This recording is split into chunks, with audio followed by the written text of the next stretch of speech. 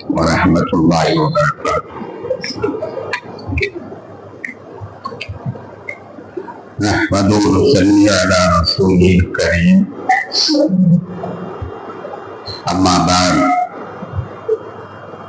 فقد قال الله تعالى في كلامه الكريم والفرقان المجيد: أعوذ بالله من الشيطان الرجيم. بسم الله الرحمن الرحيم. إن يكن منكم 20 صابرون يغلبوا 200 وإن يكن منكم 100 يغلبوا 1000. صدق الله مولانا العلي العظيم. اللهم صل على سيدنا محمد شمس الأنبياء وبدر المرسلين وكتب الأولياء وافتخار المتقين تاج الأمة شفيع المذنبين شفيعي يوم القيامة يا الله يا هادي.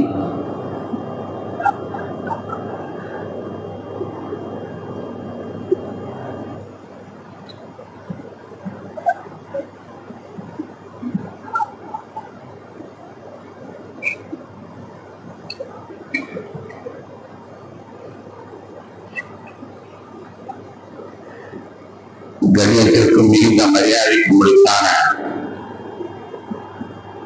பெரியோர்களே, சகோதரர்களே, அல்லாஹ் தஆலா அற்புதமான ஒரு மார்க்கத்தை பின்பற்றும் பாக்கியத்தை நமக்கு தந்திருக்கிறார். அல்ஹம்துலில்லாஹ். இந்த மார்க்கம் மறு உலகத்தில் நாம் எப்படி வெற்றியை அடைவது என்று சொல்லித் தருவதோடு மட்டுமல்லாமல் இந்த உலகத்திலும் நாம் எப்படி வெற்றி அடைவது என்பதை மிக தெளிவாக நமக்கு விளக்கி தந்திருக்கிறார். கண்மணி நாயகன் ஸல்லல்லாஹு அலைஹி வஸல்லம் அவர்கள் அற்புதமான வழிகாட்டியாக இருந்து இந்த உலகத்தை எப்படி வென்றெடுப்பது என்பதையும் நமக்கு கற்றுத் தந்திருக்கிறார்கள். ஒரே ஒரு சின்ன வார்த்தை, அவர்கள் வார்த்தை சித்தர் என்பதாக சொல்வார்கள்.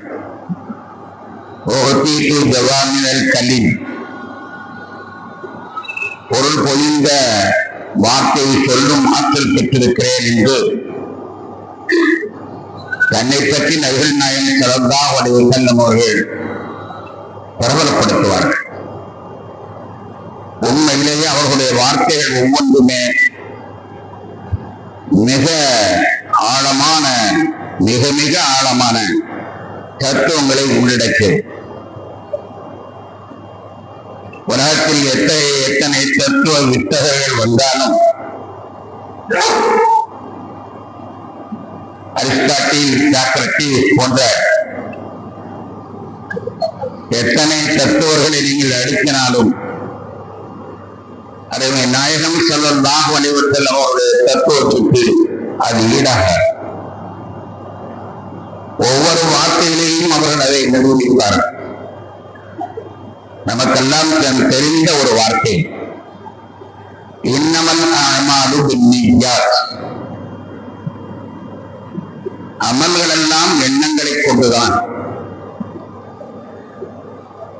இது ஒரு சாதாரணமான வார்த்தையாக நமக்கு தோன்றினாலும் மிக ஆழமான மிக மிக ஆழமான தத்துவத்தை உள்ளடக்கியிருக்கிறது. நீ எண்ணியதை போன்றுதான் உனக்கு நன்மை கிடைக்கும். நீ எண்ணியதை போன்றுதான் உனக்கு நன்மை கிடைக்கும் என்பது மட்டும் இதனுடைய பொருள் அல்ல. நீ எண்ணியதை போன்றுதான் உன்னுடைய வாழ்க்கையும் அமையும். நீ எண்ணியதை போன்றுதான் வாழ்க்கையும் அமையும். இது உலகத்தினுடைய மிகப்பெரிய பொருளாதார தத்துவம். இதை வேறொரு வசனத்தில் வேறொரு வகையாக சொல்வார்கள். இன்னத்தில் ஜசதி மூலவத்தன் இதா சலுவத் சலுகல் ஜசது குல்லு மைதா பசத் பசல் ஜசது குல்லு. நம்முடைய உடம்பிலே ஒரு சதை கொண்டிருக்கிறது. அது உடம்பை இயக்குகிறது. அந்த ஒரு சதை தொண்டு சரியானால் உடம்பு சரியாகும். அந்த ஒரு சதை கொண்டு கெட்டால் உடம்பு கெட்டுவிடும் என்று சொல்லிவிட்டு அது எதையும் என்று சொல்வார்கள். எதையும் என்றால் என்ன தெரியுமா? அதான் எண்ணம்.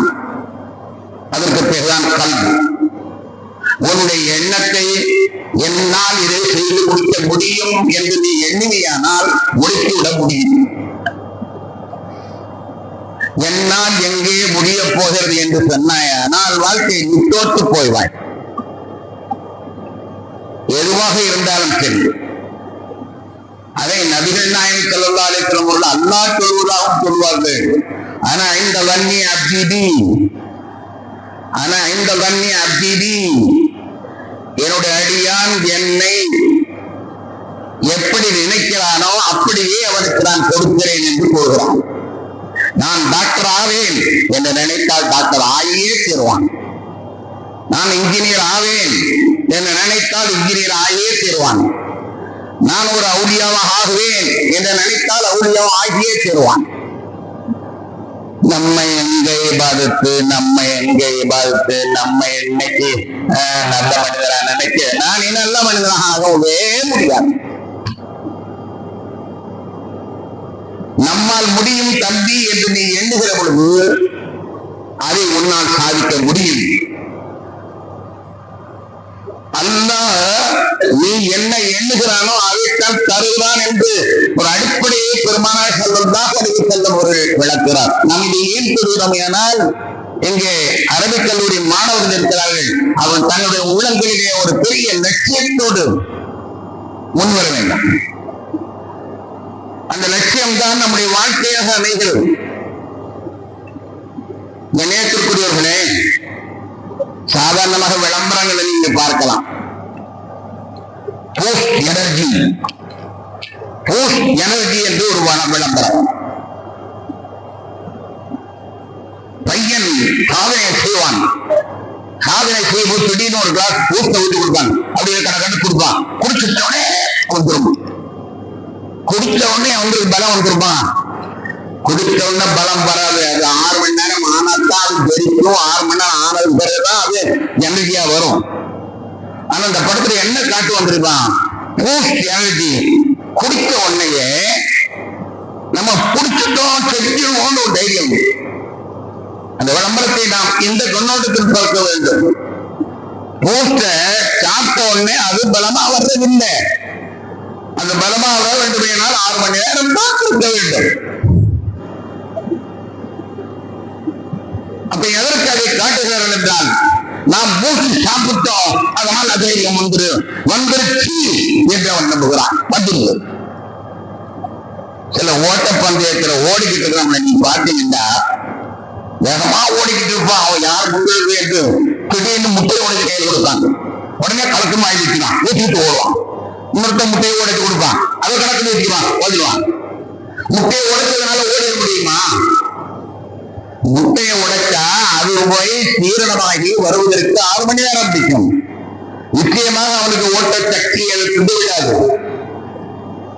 நம்ம என்ன சொல்லுகிறோம் என்ற அந்த விளம்பரத்தின் மூலமாக முட்டை தின்னுட்டோம் நிச்சயமா நாம் ஓடிடுவோம்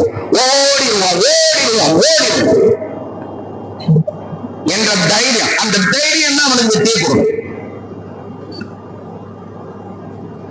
கண்ணியத்திற்குரிய பெருமக்களே,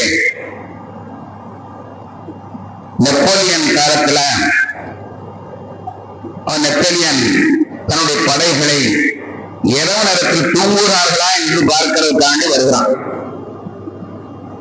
இரவு நேரத்துல தூங்குறாங்கன்னு பார்க்கறதுக்காண்டி வருகிறான். பார்க்கும் பொழுது காவல்காரங்க அதுல ஒருத்தன் தூங்கிட்டு தான் இருந்தான். உண்மையில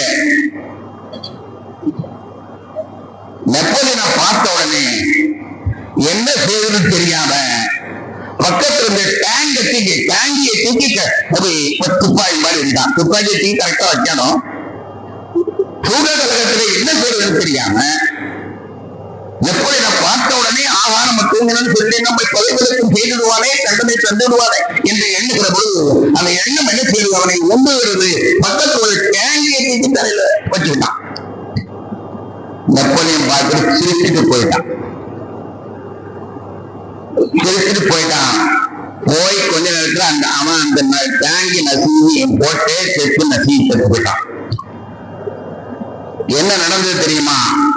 அவன் துப்பாக்கியை நினைச்சுக்கிட்டு அந்த டேங்கியை தூக்கி அவன் கழுத்துல வைக்கிறான். யாராலும் வைக்க முடியாது. ஆனா அவனுடைய உள்ளம் எப்படியாவது போட்டியல் நம்ம நல்ல பேர் எடுக்கணுங்கிற அந்த தைரியம் என்ன செய்யுதுன்னா, நம்ம செஞ்சலாம் ஒரு உந்துதலை கொடுத்தோம்னு டேங்கியை தூக்கி கையில் வச்சான். கொஞ்ச நேரம் கழிச்சு பார்த்தா கேட்டான். முதல்ல எப்படி அவனால தாங்க முடிஞ்சிட்டு அவனுடைய உள்ளம் தைரியமா இருந்தது. எப்படி வரலாம் பிரமத்தை பெய்யணும் கற்பிக்கணும் என்ற ஒண்ணம் இருந்த பொழுது அவன் அப்படியே தலையில வச்சுட்டான். கொஞ்ச நேரங்களுக்கு இல்லாத அதே விழுந்து அவனை கேட்டான். எப்படி வருத்தம், ஆஹா அவனை நம்ம தட்டி எடுத்து தட்டி விட்டு ரசிக்கிறானே, நாம் இப்படி சொல்லிவிட்டவே இதை அவன் சொல்லுவான் என்று ஒரு நிகழ்வை சொல்லுவான். இது போன்ற நிகழ்வுகள் எல்லாம் உலகத்தில் நமக்கு தரக்கூடிய பாடம்.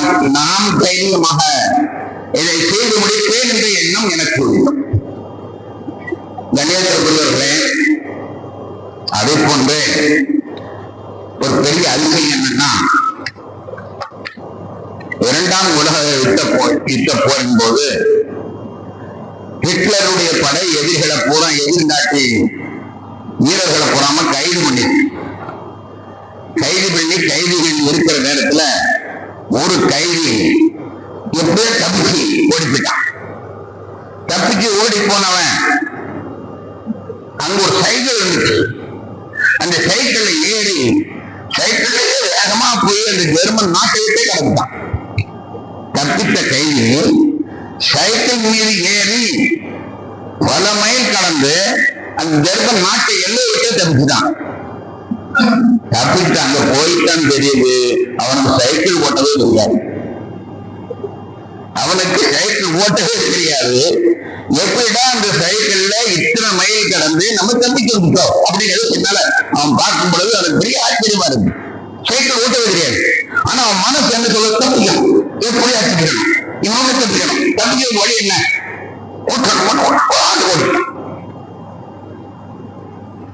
இதெல்லாம் உலகத்தில் நடக்கக்கூடிய நிகழ்வுகள்.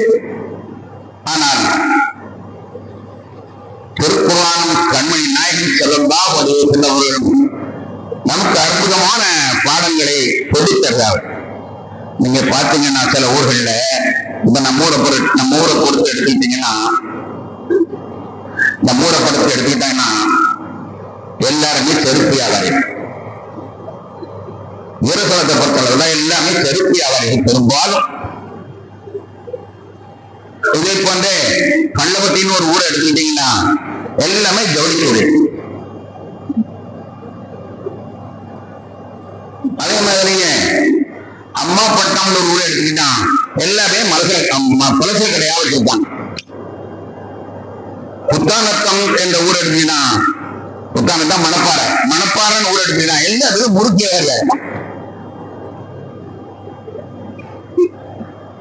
காய்பண்டம் கீழக்கரை என்ற ஊரை பார்த்தா பூரா ஆபரண வியாபாரிகளாக இருப்பார்கள். மாணிக்கங்கள் அல்லது தங்கங்கள் வியாபாரிகளாக இருப்பார்கள். எப்படி இது நடக்குது, ஏன் இப்படி ஆகுது, ஒவ்வொரு ஊருக்கு ஒரு தொழில் எப்படி அமைந்தது? உண்மை என்ன தெரியுமா? அந்த ஊர்ல ஒருத்தன் வளரும் போது நம்மளும் அவரை மாதிரி செருப்போட வைக்கணும். எழுந்திருக்கும் போது அவன் என்ன நினைக்கிறான், நம்மளும் அவனை மாதிரி செருப்போட வைக்கணும்னு நினைப்பான். அவரை மாதிரி நம்மளும் செருப்போட வைக்கணும், நம்மளும் படி பணக்காட்டம் செருப்பு கடை வைக்கணும், அவங்க அளவுக்கே செலுத்த முடியாது. ஜவுளி தொழில் வைக்கவன் ஊருக்காரன் என்ன செய்யலாம்பா, அவர்கிட்ட அந்த ஹஜார் ராஜா நம்ம தவிக்கிற இந்த ராஜா தவிக்கிற நம்மளும் தவிர கிடைக்கும் நம்மளும் தவிர கிடைக்கும் நம்மளும் தவிக்கணும். அந்த பசம் பையன் பிறந்ததுல இருந்து அவருடைய எண்ணங்கள் பூரா வந்து ஜவுளி கடையில போய் சேர்ந்து கடைகளை ஜவுளி கடை வைக்கலாம். அம்மாப்பட்டினம் ஊரை எடுத்துக்கிட்டா அவரோட பிரச்சனை கிடக்காரு, பத்துப்பட்டியில் வச்சிருக்காரு, தஞ்சாவூர்ல வச்சிருக்காரு. நம்மளும் பழக்கணும் நம்மளும் பழக்கணும் நம்மளும் பழக்கம் அவன் பழக்கிறேன். வாழ்க்கை என்ன தெரியுமா? நீ எதை எண்ணறியா அதுதான் வாழ்க்கை. முறுக்கு கடைக்காரங்க மனப்பாறையில எல்லாம் முறுக்கியா. ஏன் முறுக்குன்னா நம்மளும் முறுக்கணும் நம்ம முறுக்கடை. இந்த பசங்க கூட இதே சிந்தனை. ஒரு சிறு பையன் அவன் வீட்டுக்கு பக்கத்து வீட்டுல ஒரு காரு, ஒரு சிறு பையன் பக்கத்து வீட்டுல காரு. அவர் வந்து டாக்டரா இருக்கிறதுனால அவர் கார் வச்சிருக்காரு. காலில் போவார் வருவார். இதை பார்த்துட்டே இருந்தான். மனசுக்குள்ள அப்படியே அது பதினெட்டே இருக்கு. திடீர்னு நம்மளும் டாக்டர், நம்மளும் கார் வைக்கணும், நம்மளும் டாக்டர் ஆகணும், நம்மளும் டாக்டர் இப்படியே நினைச்சான் பாருங்க. கொஞ்ச நாள்ல கடைசியில டாக்டராவே வந்துட்டான். டாக்டர் வந்துருவான். ஏன்னா அவன் மனதில் பதிவு வைக்கக்கூடியதுதான் வாழ்க்கை. ஆனா இந்த வண்டி FTD நான் பணக்காரன் ஆகணும்னு நினைச்சேன். பணக்காரன் நான் பட்டு வியாபாரி நினைச்சேன். நான் பட்டு வியாபாரி. அப்ப அந்த பையன் டாக்டர் நினைச்சான். டாக்டர் இதெல்லாம் வெறுமனே கதைகள் அல்ல, அல்லாஹ் அற்புதமாக நமக்கு சொல்லி தருவான். நபிகள் நாயகம் ஸல்லல்லாஹு அலைஹி வஸல்லம் அவர்கள் இதை நமக்கு போதித்து தருவார். அல்லாஹ் நான் வாசித்த வசனத்தில் சொல்லுவான், இயக்கும் மின்கும் அழிச்சூன சாதியும் எதலிபும் மேற்கை ஒய்யக்கும் மின்கும் மேற்கும் எதலிபு அல்பன். உங்கள 20 பேர் இருந்தா போதும் 200 பேரை வெல்லலாம். நம்மால் வெல்ல முடியும் என்று நினைத்தால் 200 பேரை வெல்லலாம். நம்மால் வெல்ல முடியும் என்று நினைத்தால் 20 பேர் வந்தால் 200 பேரை வெல்லலாம். நம்மால் வெல்ல முடியும் என்று நினைத்தால் 100 பேர் வந்தால் 1000 பேரை வெல்லலாம். குர்ஆன் இந்த தத்துவத்தை சொல்லுகிறது. என்ன சொல்லுகிறதுமா? நம்மால் முடியும் என்று எண்ணினால் செய்து முடிக்க முடியும். 20 பேருக்கு 200 பேர், 100 பேருக்கு 1000 பேர், 1-10 நம்மளால் அடிக்க முடியும். இது குர்ஆன்ல அல்லாஹ் தஆலா தொடர்ந்து சில செய்திகளை சொல்லி காட்டுகிறார். இதை எதை காட்டுகிறது என்றால் நம்மால் முடியும் என்று எண்ண வேண்டும். அருமை நாயகம் ஸல்லல்லாஹு அலைஹி வஸல்லம் அவர்கள் இத்தகைய தத்துவங்களை சொல்லி காட்டக்கூடியவர்கள். அதற்கு அலி ரலியல்லாஹு அன்ஹு அல்ல ஹைபர் யுத்தத்தினுடைய முற்றுகை தொடர்ந்து நடந்துகிட்டு இருக்கு. கோட்டையை உடைச்சு உள்ள போனாத்தான் வெற்றியாக முடியும். கோட்டையை உடைச்சு உள்ள போனாத்தான் வெற்றியாக முடியும். 40 பேர் கொண்ட ஒரு கூட்டம் சேர்ந்து சுமத்தினாலும் அந்த கூட்ட கதவை தாக்க முடியாது, அந்த கதவை உடைக்க முடியாது. அவ்வளவு பெரிய கோட்டையினுடைய கதவு உடைச்சு உள்ள போனாத்தான் வெற்றி அடைய முடியும். முற்றுகை தொடர்ந்து கொண்டே இருக்கிறது. நபிகள் நாயகம் ஸல்லல்லாஹு அலைஹி வஸல்லம் அவர்கள் சொன்னாங்க, நாளைக்கு காலையில ஒருத்தர் கையில நான் கொடுக்க போறேன். நாளைக்கு காலையில ஒருத்தர் கையில இந்த கோட்டையை உடைக்கக்கூடிய பொறுப்பை நான் கொடுக்க போகிறேன். அவர் இந்த கோட்டையின் கதவை உடைப்பார் என்றார்கள். நாளைக்கால உடைப்பார் சொன்னாங்க. ராத்திரி சொல்லுகிறார்கள், ஒரு ஆள் கையில கொடுக்க போறேன், அவர் உடைப்பார். அன்னைக்கு ராத்திரி எல்லா படைகளும் கனவு காண்றாங்கிற சொல்ல நம்ம கையில் கொடுப்பாங்களா, கனவு கொண்டுகிட்டு இருக்காங்க. யதார்த்தமா ஹஜ்ரத் அலி ரலியல்லாஹு அன்ஹு அவர்கள் கண்ணு வலி, அதனால அவங்களுக்கு கண்ணு வலியிலேயே ஏதோ தூக்கம் வரல, அப்படியே அவங்க கழிச்சுட்டாங்க. அவங்க நினைக்கல நம்மகிட்ட கொடுப்பாங்கன்னு நினைக்கல. காலையில் இழந்து வைத்த உடனேயே பஜர் முடித்த உடனே பெருமானார் ஸல்லல்லாஹு அலைஹி வஸல்லம் அவர்கள் அங்கே அந்த கதவை உடை என்றார்கள். அதற்கு அலி ரலியல்லாஹு அன்ஹு வீரம் வந்துருச்சு, நம்மகிட்ட அந்த பொறுப்பை கொடுத்துட்டாங்க. அப்ப நம்மால் முடியும், என்னால் முடியும் என்றால் முடியும் என்று நினைத்தார்கள். தூக்கி அல்லாஹ் தூக்கி எறிந்தான், உடைத்தார். படைகள் வாக உள்ள போயிடுச்சு. கதவை ஒன்னால் முடியும் தம்பி என்று சொன்ன உடனேயே எப்படி அவர்களை உடைத்தார்கள்? அந்த மனோ வலியமை முடியும், பெருமான சலித்தால் முடியும். நான் அந்த கதை உடைத்து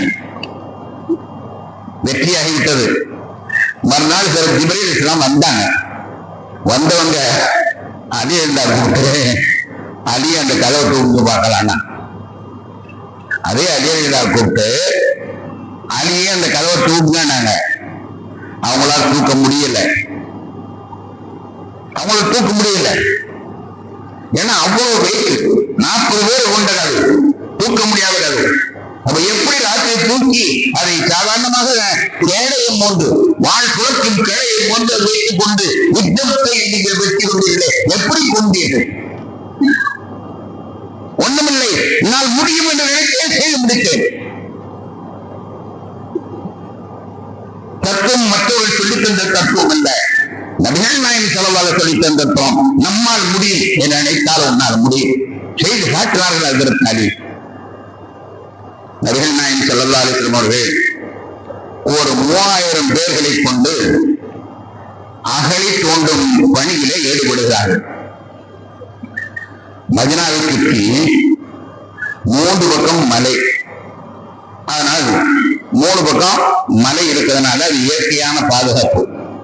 நம்முடைய இந்திய நாட்டுக்கு இமயமலை ஒரு பாதுகாப்பு.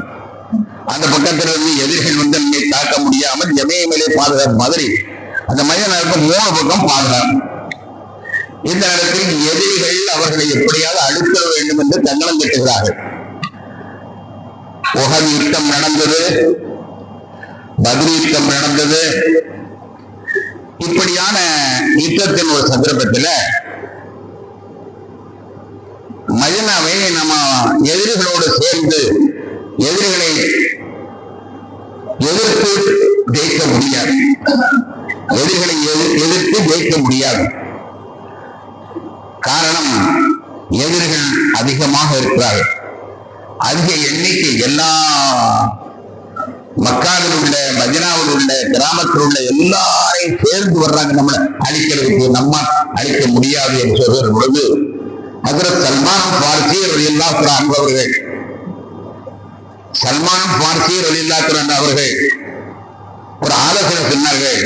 பாரசீகர்கள் தங்களை பாதுகாப்பதற்கு தன்னை சுற்றி பள்ளம் தோண்டிக் கொள்வார்கள், அகழி தோண்டிக் கொள்வார்கள். நாட்டிலே ஒரு பெரிய அகழியை தோண்டிட்டா அந்த எதிரிகள் அந்த அகழியை தாண்டி வந்து நம்மிடத்துல போரிட முடியாது. அவங்க ஒவ்வொருத்தரா வந்து நம்ம கொண்டையே இது அவர்களை நம்ம வைத்து கொண்டலாம். அவர்கள் உள்ளே வர முடியாத அளவுக்கு ஊருக்கு நம்ம அகழி தோண்டிட்டா எதிரிகள் வர முடியாது என்று ஒரு தத்துவத்தை ஹஜ்ரத் சல்மான் பார்சி சொல்கிறார்கள். சரி என்று நபிகள் நாயகம் ஸல்லல்லாஹு அலைஹி வஸல்லம் அந்த பணியிலே ஆரம்பிக்கிறார்கள். 3 பக்கம் மலை இருக்கிறது, ஒரே ஒரு பக்கம் மட்டும் காணி. அதை நம்ம அகழி தோண்டிடலாம் சொல்லி 3000 பேர் கொண்டவர்கள் சேர்ந்து அகழியை தோன்றாங்க. இத்தனை அடி அகலம், இத்தனை அடி ஆழம் தோண்டிவிட வேண்டும் என்று பிரித்து கொடுத்து 3000 பேர்கள் அந்த பணியிலே ஈடுபட்டுக் கொண்டிருக்கிறார்கள். ஈடுபட்டிருக்கிற பொழுது நபிகள் நாயகம் ஸல்லல்லாஹு அலைஹி வஸல்லம் அவர்களும் அந்த பணியில் ஈடுபட்டுக் கொண்டிருக்கிறார்கள். அப்போது ஒரு பாறை வந்து குறுக்கிடுகிறது. அந்த பாறையை உடைக்கிறதுக்கு எந்த வழியில தெரியல. சஹாபாக்கள் எல்லாம் யோசித்து பார்க்கிறார்கள், அதை உடைக்க வழி இல்லை, அதை கட்டாயமா உடைத்தான். அப்ப நபிகள் நாயகம் ஸல்லல்லாஹு அலைஹி வஸல்லம் போய் யோசனை கேட்கிறாங்க. யார சொன்னா இந்த பாறையை உடைக்கிறது வழி என்ன, எப்படி உடைக்கிறதுன்னு கேட்கிறாங்க. அந்த பாறையை உடைக்கிறது, கல்ல உடைக்கிறதுக்கு ஒரு தனிய தத்திரம் இருக்கு தெரியல. கல்லு உடைக்கிறவன் தான் அந்த கல்லை எப்படி உடைக்கணுமோ அப்படி அழகா உடைப்பான். அவனுக்கு அந்த தந்திரம் இருக்கு. அந்த தந்திரம் மாதிரி ரசூலுல்லாஹ் ஏதாவது தந்திரம் சொல்லுவாங்க, நம்ம கல்ல உடைக்கலாம் என்று எல்லாரும் ஆசைப்பட்டுக் கொண்டிருக்கிற பொழுது நபிகள் நாயகம் ஸல்லல்லாஹு அலைஹி வஸல்லம் அவர்கள் கொண்டார்கள் கோடாரி என்று வாங்கினார். கொண்டாரங்கள் கோடாரி என்று வாங்கி உள்ள பள்ளத்துக்குள்ள இறங்கினாங்க. பள்ளத்துக்குள்ள இறங்கி ஒரு போடு போட்டாங்க. 3இல் 1 பட்டு செதறியது. ஒரு அடியில 3இல் 1 தெரிஞ்சது. ஆனால் அவருடைய வாயிலிருந்து என்ன வந்தது தெரியுமா? ஓட்டிட்டும் அபாத்தேஷாம், ஓட்டிட்டும் அபாத்தேஷாம், சிரியா நம் கையிலே, கையிலே, சிரியாவின் திறவுகோல் நம் கையிலே. இரண்டாவது ஒரு அடி அடித்தார்கள். அடுத்து கதறியது ஊக்கிட்டு மபாத்தில் பாரிஸ், பார்சியத்துடைய சாவியின் கையிலே. மூன்றாவது அடி அடித்தவுடன் முழு பாறை மகிழ்ந்தது. மூன்றாவது அடி அடித்தார்கள். ஊக்கிட்டு மபாத்தில் யமன், யமனுடைய சாவி நம் கையிலே. மூன்றே அடி. ஆனால் மூன்று அடியிலையும் ஒரு சொன்ன வார்த்தை தெரியுமா? தன்னுடைய நண்பர்களை ஊக்கப்படுத்துகிறார்கள். உங்களால் முடியும், சிரியாவையும் வெல்ல முடியும். வல்லரசுகள் என்று சொல்லிக் கொண்டு அவர்கள் அங்கே இருக்கிறார்கள். வல்லரசுகளாக இருக்கக்கூடிய 3 பேரையும் கேட்கிறார்கள், இல்லை நாம் சிரியாவை வெல்லுவோம்,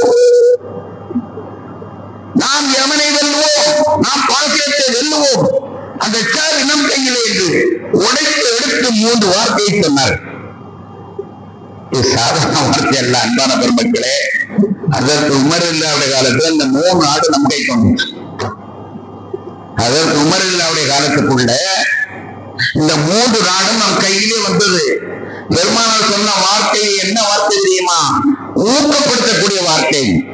நீ உன்னால் முடியும் என்று அவன் நம்புகிறது. மலைக்கும் காரியத்தை எல்லாம் அவன் மயிலில் செய்து விடுவான். எவ்வளவு சிரமமாக இருந்தாலும் செய்து, அதை லட்சியமாக கொண்டால் அதுதான் அந்த உள்ளம். இந்த உள்ளம் இருக்கிறது, அவ்வளவு ஆற்றல் இருக்கிறது. நீங்கள் சாதாரண வகை எண்ணாதீர்கள். ரசூலுல்லாஹி ஸல்லல்லாஹு அலைஹி வஸல்லம் நண்பர்களுக்கு ஆர்வம் உண்டாக்கினார். உன்னால் எப்படி ஹஜ்ரத் அலி ரலியல்லாஹு கூப்பிட்டு இந்த கதவை நீ உன்னால் உடனே சொன்னான். உடனே ஒரு 40 பேரை தூக்கக்கூடிய அந்த வல்லமை வந்தது அல்லவா? அதே மாதிரியே நண்பர்களை பழக்குகிறார். முடியும் என்றார் பழக்கினார்கள். என்னோட சாதாரணமாக ஒரு சின்ன ஊராக இருந்த ஊர் மக்கா. மக்காங்கிறது என்னது? இந்த பக்கத்துல ஒரு மலை, இந்த பக்கத்துல ஒரு மலை, அந்த பக்கத்துல ஒரு மலை. அந்த மலையில ஒரு 4 பேரு ஒட்டகத்தை மேட்டிக்கிட்டு அதனோட புல்லுல தண்டிக்கிட்டு இருப்பான். இந்த மலையில ஒருத்தன் 4 ஆடை வச்சிருப்பான், அந்த மலையில 4 மாடை வச்சிருப்பான். அவ்வளவுதான் ஊரே. எவ்வளவுதான் ஊரு கிடையாது, ஒன்றுமே கிடையாது. என்னைக்காவது ஒரு நாளைக்கு நம்ம ஊர்ல போடுற மாதிரி ஒரு இது வரும், சந்தை வரும். அந்த சந்தையில வருஷத்துக்கு ஒரு கூறக்கூடிய சந்தையில தான் மக்கா ஊரான்னு தெரியும். அவ்வளவு வறுமையான நிலையில இருந்த ஒரு ஊருன்னே சொல்ல முடியாது. அந்த இடத்திலே ஒரு பெரிய இஸ்லாமிய சாம்ராஜ்யத்தை என்று பார்த்தாலும் அவர்களை வெல்ல முடியவில்லை என்று சொல்கிற அளவிற்கு மிகப்பெரிய சாம்ராஜ்யம். 54 நாடுகளாக சேரி போயிருக்கிறது. இந்த சாம்ராஜ்யம் யாரால் உருவாக்குவது? சவுதியாக இருக்கட்டும், எகிப்தாக இருக்கட்டும், ஈரானாக இருக்கட்டும், எல்லாம் பெருமானார் அன்று உருவாக்கினது. எப்படி உருவாக்கினார்கள்? எந்த சக்தியை வைத்து உருவாக்கினார்கள்? அந்த நண்பர்களை உருவாக்கினார்கள். அந்த நண்பர்களை எப்படி கொடுத்து உருவாக்கினார்கள் தெரியுமா? எல்லோரையும் உங்களால் முடியும் என்று. அதுதான் உலகத்திலே மிகப்பெரிய தத்துவம். முடியும் என்று நினைத்தால் உங்களால் முடியும். ஒரு சந்தர்ப்பத்தில் அதற்கு உமர் இல்லாதனோ தபூக் யுத்தம் என்று நினைக்கிறேன். தபூக் யுத்தம், தபூக் யுத்தத்துல எல்லாமே யுத்தம் இல்ல. திரும்பி ஊருக்கு திரும்பி வர வேண்டிய நேரம். ஊருக்கு திரும்பி வரக்கூடிய நேரத்துல பசி, கடுமையான பசி. அப்ப நபிகள் நாயகம் ஸல்லல்லாஹு அலைஹி வஸல்லம் சொன்னார்கள், அவருடைய சில நண்பர்கள் சொன்னார்கள், பசி கடுமையா இருக்குது, சாப்பிடுறது ஒன்றுமே இல்லை. அதனால நம்ம என்ன செய்வோம்னா ஒட்டகத்தை 1-2 ஒட்டகத்தை அறுத்து எல்லாருக்கும் சாப்பாடு கொடுப்போம். மிச்ச ஒட்டகத்துல நம்ம பயணம் போயிடலாம், பரக்கத்து அல்லாஹ் துஆ செய்யுங்க, நம்ம பயணம் போயிடலாம் என்று ஆலோசனை சொன்னார். 1-2 ஒட்டகத்தை அறுத்துருவோம். கடுமையான பசி, உண்ணுவதற்கு யாரும் இல்லை, எல்லாமே ராணுவ வீரர்கள். ஒட்டகத்தை அறுத்து நம்ம எல்லாத்துக்கும் கொடுத்து பசியாடிடலாம், மீதி ஒட்டகங்கள்ல பயணம் போயிடலாம். சொன்ன உடனே ஹஜ்ரத் உமர் இல்லாக்காங்க அவர்கள் சொன்னார்கள், இதுதான் யோசனையா? இதுதான் யோசனையா? சாப்பிடுறதுக்காண்டி ஒட்டகத்தை அறுத்துட்டீங்கன்னா எப்படி பயணம் போவீங்க? இங்க இருந்து எப்படி பயணம்? இங்கிருந்து எப்படி நீங்க பயணம் போவீங்க? ஒட்டகத்தை அறுத்தான் மீறி என்னதான் இருந்தாலும் ஒரு ஒட்டகத்திலே 5 பேர் 4 பேர் இருந்தாலும் எப்படித்தான் போக முடியும்? நாட்டுக்கு திரும்ப வேண்டாமா? ஒட்டகத்தை அறுத்து சாப்பிட்டா நம்ம எப்படி திரும்புறது என்று சொன்னார். ஹஜ்ரத் உமர் இல்லா சொன்னோன்னு ரசூலுல்லாஹி ஸல்லல்லாஹு அலைஹி வஸல்லம் சொன்னாங்க, சரி அப்ப என்னதான் செய்யணும், என்ன செய்யலாம், நீங்க ஒரு யோசனை சொல்லணும். உமரில் கேட்கறாங்க, என்ன நீ செய்யலாம், நீங்க ஒரு யோசனை சொல்லணும். ஹஜ்ரத் உமர் இல்லா சொன்னாங்க, எல்லாரும் ஆளு கொஞ்சம் அவங்ககிட்ட இருக்கக்கூடிய உணவு கொண்டு வாங்க. கட்டுக்காலம் என்று அங்கே கொண்டு வந்திருப்பார்கள். மாவு, பொரித்த மாவு, பொடி மாவு, வெண்ணெய், பாலாடை கட்டிகள், இப்படி அவரவர்கள் வீட்டிலிருந்து அவர் சாதங்களாக கொண்டு வந்திருப்பார். கட்டு சாதங்களை பூரா மொத்தமா குடிக்க சொல்லுங்க. எல்லாத்தையும் மொத்தமா குடிச்சுட்டு மொத்தமா எல்லாத்தையும் குடிச்சு விட்டு நீங்க துவா செய்யுங்க, அல்ல பரக்கத் செய்வோம். இந்த கட்டுச்சாட்சி வச்சு நம்ம கடைசி வரை போயிடலாம், அல்ல பரக்கத் செய்வான். நீங்க இந்த துவா செய்யுங்க. சரி என்று ஹஜ்ரத் உமர் இல்லா சொன்ன உடனே ரசூலுல்லாஹி ஸல்லல்லாஹு அலைஹி வஸல்லம் துஆ செஞ்சாங்க, யா அல்லாஹ் இவரே எனக்கு பரக்கத். ரசூலுல்லாஹி ஸல்லல்லாஹு அலைஹி வஸல்லம் துஆ செஞ்ச உடனே அந்த உணவு கடைசி வரைக்கும் போகிறமான நிச்சயம் வந்துச்சு. அந்த அளவுக்கு அதுல பரக்கத் ஆயிடுச்சு. உமர் கூப்பிட்டு ரசூலுல்லாஹ் ஒரு வார்த்தை சொன்னாங்க, ஏன் உமரே, இந்த கட்டுக்காலத்துல துஆ செய்யுங்க பரக்கத்து வந்துடும் நீங்க சொன்னீங்கல்ல, இதே மாதிரி ஒட்டகத்தை அறுத்து சாப்பிட்டா அல்லா ஒட்டகத்தை பரக்கத் செய்யணும். துவா செஞ்சா அல்லா கபூலாக்க மாட்டானா? அற்புதமான ஒரு கேள்வி. கட்டுச்சாதத்தை போட்டு பரக்கத்துக்கான துவா செய்யுங்க, அந்த சாப்பாட்டை வச்சு நம்ம கடைசி வரை போயிட்டு எல்லாம் சொன்னீங்கல்ல, அதே யோசனைங்க. ஒட்டகத்தை அறுத்து சாப்பிட்டுருவோம், மீதி ஒட்டகத்துல தாங்க பரக்கத் செய்யுங்க, நாங்க துவா செய்யுங்கன்னு சொன்னா அந்த ஒட்டகத்துல அல்லா துவா செய்ய மாட்டான், பரக்கத் செய்ய மாட்டானா? உமர் இல்ல தடுமாறிட்டாங்க. பரக்கத் செய்வானா செய்ய மாட்டானா? ரசூலுல்லாஹ் இந்த உணவிலே பரக்கத்துக்கு துவா கேட்கிற பொழுது அல்லாஹ் பரக்கத் செஞ்சான். நம்ம ஒட்டகத்தை அறுத்து விட்டு மீதி உள்ள ஒட்டகத்துல அல்லாஹ் பரக்கத் செய்யணும்னா செஞ்சிருந்தா போய் சேர முடியாதா? அப்போ ஒரு வார்த்தை சொன்னாங்க, ஹஜ்ரத் அபூ ஹுரைரா ரலியல்லாஹு அன்ஹு அவர்கள் இருக்கின்ற ஹதீஸ் முஸ்லிம் ஷரீஃபிலே இருக்கிறது. யார் அல்லாஹ் மீது சந்தேகப்படுகிறார்களோ அவர் சொர்க்கம் போக மாட்டார்கள். உமர் இல்லாட்ட சொன்ன வார்த்தை, அல்லாஹ் மீது சந்தேகப்பட்டால் அவன் சொர்க்கம் போக மாட்டான் என்று சொன்னார். என் அல்லாஹ் செய்வான், நமக்கு செய்து காட்டுவான். எங்க செய்ய போறான், என்ன தர போறான் நினைச்சேன்னா அவ்வளவுதான். அதற்கு உமர் அவர்களுக்கு சொன்ன அந்த பாடம் இருக்கிறது. நாமெல்லாம் இந்த மனது இருக்கிறது, அந்த மனதிலே எவ்வளவு சக்தி இருக்கிறது, அதை நாம பயன்படுத்த வேண்டும். நம்மால் முடியும் என்று நீங்கள் உழைக்க வேண்டும். உழைத்தால் அது நடக்கும் என்பதற்கான ஒரு அற்புதமான ஏற்பாடு. நம்ம எல்லாம் கேள்விப்பட்டிருப்போம். ஒரு 3 பேர் சேர்ந்து குகை வழியா போனாங்க. மழை வந்துருச்சு. மழை வந்தோடனே இந்த 3 பேரும் சேர்ந்து ஒரு குகையில ஒதுங்கினாங்க. நம்ம எல்லாம் அடிக்கடி கேள்விப்பட்ட ஒரு செய்தி. ஒரு பாறை கல் வந்து அந்த குகையை அடைத்து விட்டது. அடைத்து விட்டது என்றால் கச்சிதமாக அடைத்து விட்டது. அதுக்கு தடுப்பதற்கு வேற வழியே இல்லை. அந்த முறையில் அதை அடைத்து விட்டது. அப்ப கடைசியில் ஒருத்தர் சொன்னா, நம்ம துவா செய்வோம், துவா செய்தோம்னா அல்லாஹ் தஆலா இதை என்ன செஞ்சிடலாம், வெளியாக்கி விடலாம் என்பதாக சொன்னார்கள். துவா செய்யலான்னு சொல்லி ஆளுக்கால ஒரு துவா செய்றாங்க. அதுல ஒருத்தர் சொல்றாரு, என்னுடைய கச்சா மாவு மேல நான் பிரியமா இருந்தேன், பச்சா மேல பிரியமா இருந்தேன். அப்போ ஒரு நாள் அவளை தனியா பிடிச்சி வளரி இப்படின்னு சொன்னேன். என்னுடைய இச்சைக்கு ஏனன்னு நான் சொன்னேன். சொன்னோன்னா அவர் சொன்னா, நீ பிச்சைக்கார போய் உனக்கு கல்யாணம் மடி வச்சு நான் என்ன சுகத்தை காணுவேங்கிறான். நீ ஒரு பிச்சைக்கார போய, உனக்கு மடி வச்சு நான் என்ன சுகத்தை காண போறேன் அப்படின்னு சொன்னான். சொன்ன உடனே கேட்டான், என்ன செய்யணுங்கிற? கரண்ட செல்வத்தை கொண்டு வா, நான் உனக்கு மடி வைக்கிறேன் என்று சொல்லுகிறான். சொன்னான். சொன்ன உடனே நான் ஒரு பத்திரிகை பைய, நான் ஒரு முசாஃபிர் பைய, நான் ஒரு ஏழை, உழைப்புக்கு வழி இல்லாதவன். ஆனா அவன் சொன்னா பணத்தை கொண்டு வாடா நான் இணங்குறேன்னு சொன்னான். உடனே நான் எப்படித்தான் போனோன்னு எனக்கு தெரியாது. கொஞ்ச நாள் கழிச்சு அவ்வளவு பணத்தை கொண்டு அந்த வரலாற்றை பெருமானார் சொல்கிறார்கள். பிச்சைக்கார பைய அவ வேணும்னு நினைக்கும் போது பணம் வேணும்னா எங்க இருந்தா கொண்டு வந்தாமா இல்லையா? எப்படி கொண்டு வந்தான்? எப்படி கொண்டு வந்தான்? உழைச்சான். எப்படி உழைச்சான்? அவன் மனசுல எப்படி ஏதாவது அடைய அந்த லட்சியம் வந்தார். அந்த லட்சியத்துக்கான உழைச்சி கொண்டு வந்தான். இதுதான் தத்துவம். நம்மால் முடியும், என்னால் செய்து முடிக்க முடியும் என்று நீ எண்ணுவையானால் அதை செய்து முடிக்க முடியும். அல்லாஹ் தஆலா நம் அனைவர்களுக்கும் நல்ல லட்சியங்களை தருவானாக.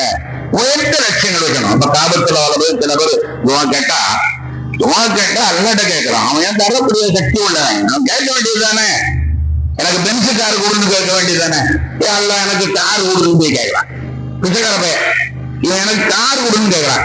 ஏன்டா கார் கொடுங்க பெற்று வேணும்னு சொல்லிக்கல கேட்ட கொடுத்துருப்பானா இல்லையா? நீ போய் என்ன கேட்ட?